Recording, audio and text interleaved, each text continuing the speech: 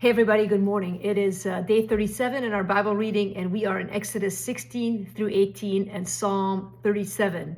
A great psalm, by the way. Take time to read it and meditate on it, but also an amazing reading in Exodus. And remember where we're coming from. The people of Israel have just seen God deliver them from Egypt, where they were slaves and where they were oppressed, and where for 400 years they cried out for deliverance. This is really important to remember. And God mightily gets them out of there, defeating the Egyptians and showing his power. As if that wasn't enough, they hit the Red Sea, and God again shows himself immensely mighty on their behalf. They were afraid, they weren't sure how to get through that nightmare, and God opens the waters and they're delivered, and the Egyptians are not. And then they're thirsty and they cry out to God, and first they murmur and they complain. Then God, shows them water in the desert. And now they hit Exodus 16, and they are as hard-hearted as you and I can ever be.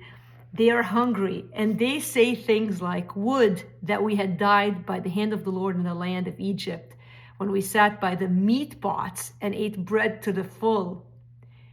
Their memory of their past is ridiculous. They think that they had it good when they were absolutely at the mercy of their people who owned them. They had no freedoms, and often we look back with fondness over the days of our slavery, forgetting how bad things were. And listen, the wilderness you're in right now is far better than any slavery that God has saved you from. In fact, the big idea today is this: it's God's faithfulness in your wilderness of need that is the story, not the absence of your need in your wilderness. Let me say that again. It's God's faithfulness in your wilderness of need that is the story, and not the absence of your need in your wilderness. Throughout the book of Exodus and throughout the Old Testament, we see how faithful God is to his people. When he says something, he'll do it. The promise that he gave to Abraham is coming to pass. God is growing this people. He's forming them. And we see this through the pages of Exodus 16, 17, and 18.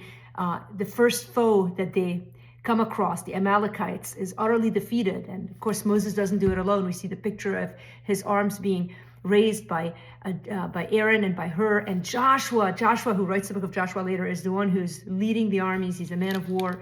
And then Jethro coming and helping Moses navigate leadership and growing, again, the structure of leadership among the people of Israel.